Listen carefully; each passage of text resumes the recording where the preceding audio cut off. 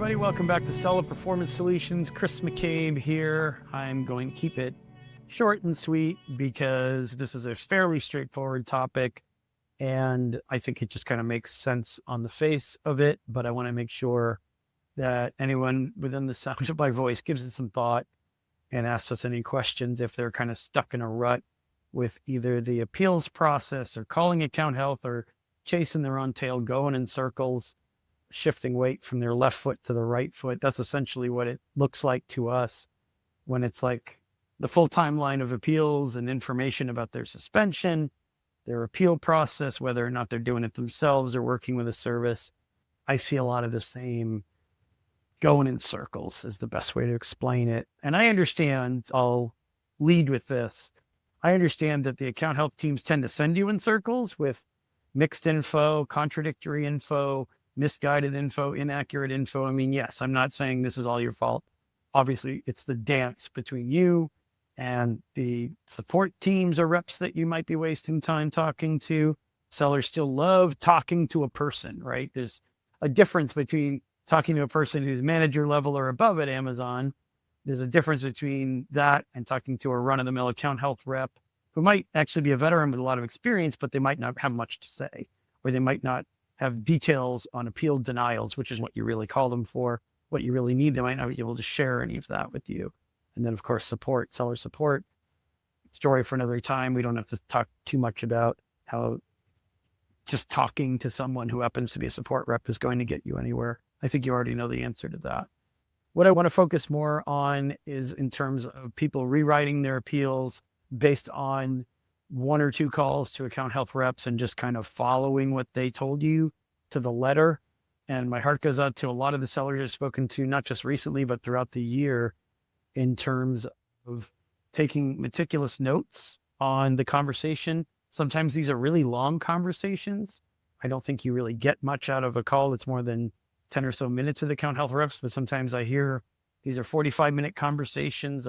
Might be kind of repetitive content. Maybe they're reinforcing notions that they present early on in the call, but a lot of the information, first of all, a lot of it contradicts what the previous account health rep told them, which is confusing on its face. I mean, that goes without saying. That happens every day.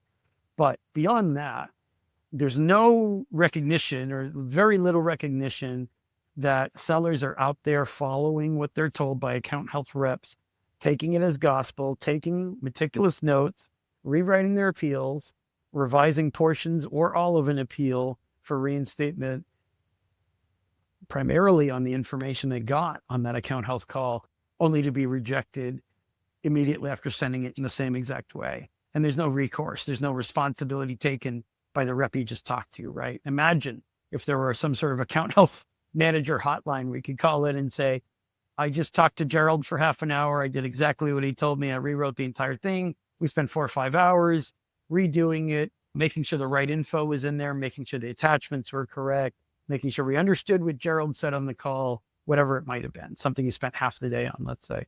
You submitted it and you got a copy and paste, basically worthless generic response. There's no accountability. You can't suddenly go to Gerald's boss and say, by the way, we followed everything he said, and it was a complete abysmal failure. So either Gerald has no idea what he's talking about, or the person who reviewed our appeal failed to appreciate everything that Gerald was talking about because he was right about everything, and we got completely ignored and pushed to the side anyway. Those are the only two outcomes, right?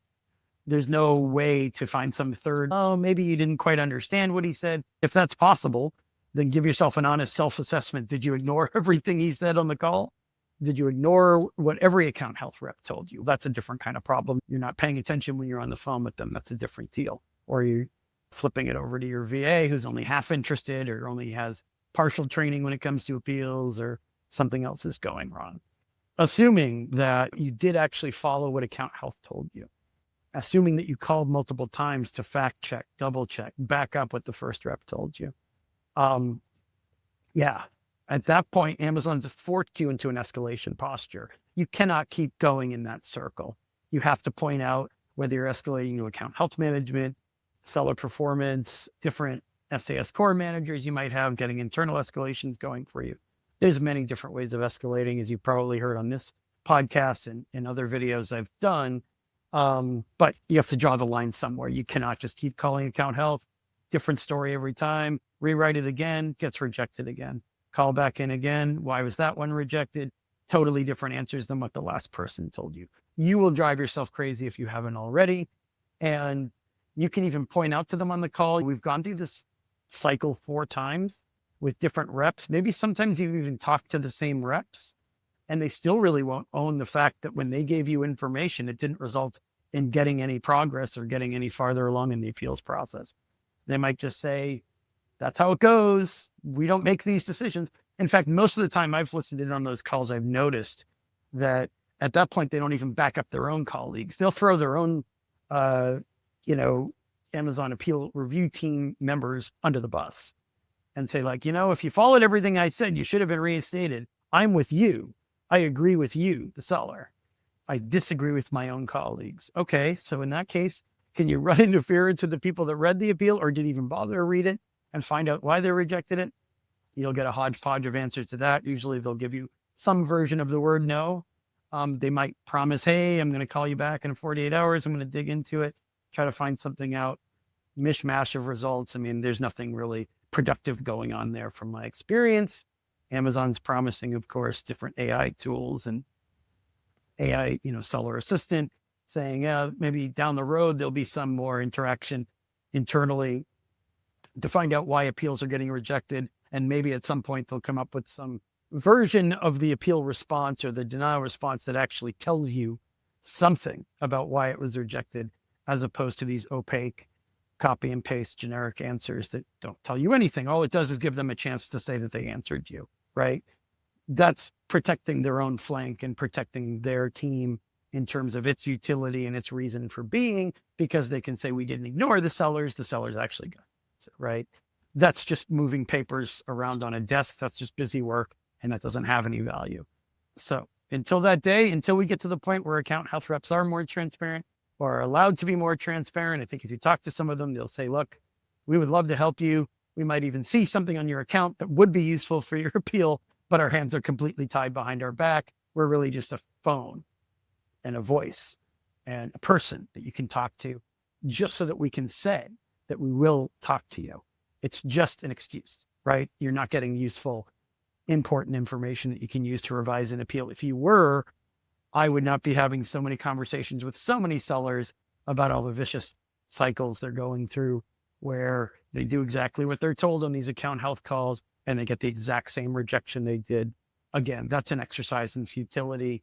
You know it. Amazon knows it. We know it. Lots of people know it in the Amazon community at this point. All I can say in this relatively short podcast episode today is if you are aware that you're stuck in this vicious cycle, you don't seem to be breaking out of it, you might be trusting a little bit more often what they're telling you, more often than you should perhaps, that's the time to stop what you're doing, pencils down, and reach out to us and have us jump in, take a look, at least advise you if you're insisting on doing it yourself. If you don't want to do it yourself, that's probably the moment to stop appealing and have us take over.